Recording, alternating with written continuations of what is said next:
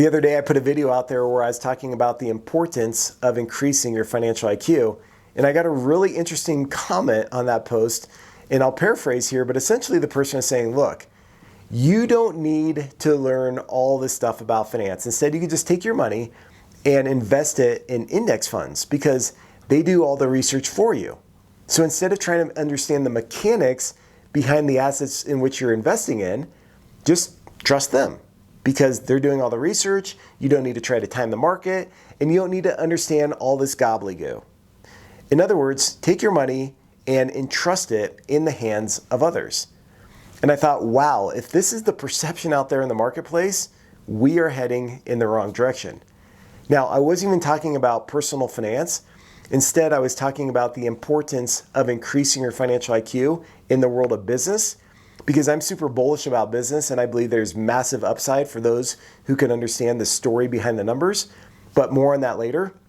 But let's go back to this idea of entrusting your financial life in the hands of other people. I mean, go back to 2008 and 2009 with the housing bubble and that giant crisis that unfolded in that time period.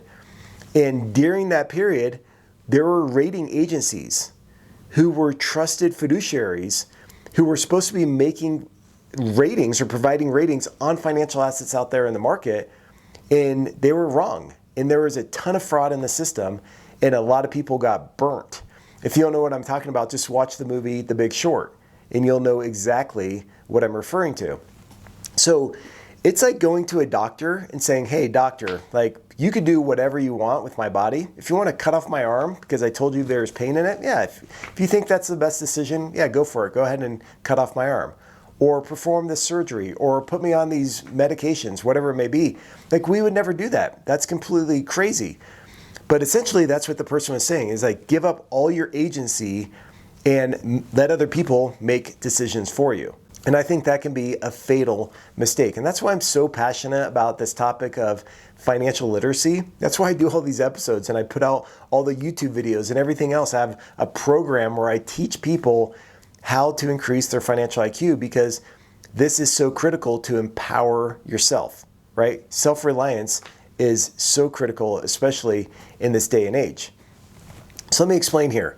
Going back to the doctor analogy, I'm not saying you have to go to school and understand how the body works and be an expert in the medical field. I'm not saying that at all. The same thing is true in the world of accounting and finance. I'm not saying if you're in business, you have to learn how a GL works and how to do debits and credits and tick and tie these schedules out and do all the things that are in the world of accounting and finance. I'm not saying that at all. But what I am saying is that you should have a basic knowledge of things so you, as well as the expert, like working in conjunction, you can make good decisions together. It's not about outsourcing your financial IQ to somebody else and relying on them to make decisions on behalf of you. Because if you do that and they go the wrong way, right, or they make terrible decisions, you're just operating ignorantly, then terrible things could unfold. Now, trust me, I've worked with so many companies, both big and small, across multiple industries. And I can tell you, those who are successful are the ones who understand both strategy and finance, right?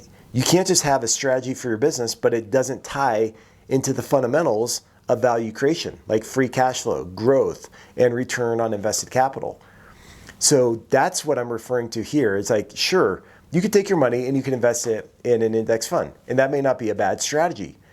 But you should understand the mechanics of the assets in which you're investing in.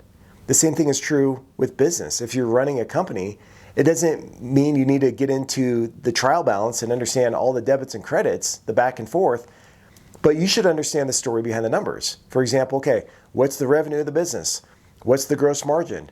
What's the profit? How much free cash flow does the company produce? What's its working capital base? What about its invested capital base? What's its return on that invested capital?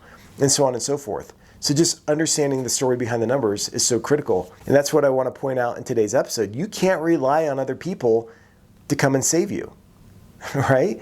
In business, if you want to be successful, if you want to go up the ladder and become successful in your career, or if you're running a business and you want to make it profitable and you don't want to leave a ton of money on the table, you have to understand the basics of finance, right? It would be crazy to just put all that in the hands of other people. Now, I know companies that work with accountants and they get burnt because the accountant is supposed to watch over the numbers and make good decisions on behalf of the company.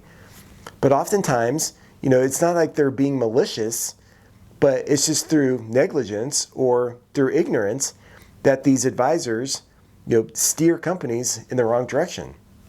And therefore, if you just understand the basics of free cash flow or growth or return on invested capital or the levers that you could pull in business, then at least a little flag, a warning flag will go up in your head if something doesn't feel right. But if you have no clue, yeah, you're headed for some trouble. Look, back in the day when I was running my landscape company, I've said this before, here I was running a multi-million-dollar business and I had no clue how to read the financial statements. And when I look back on that experience, I think, oh my goodness, things would be so much different if I understood how free cash flow worked, right? Because there are a lot of times where, we were struggling to make payroll in the early days.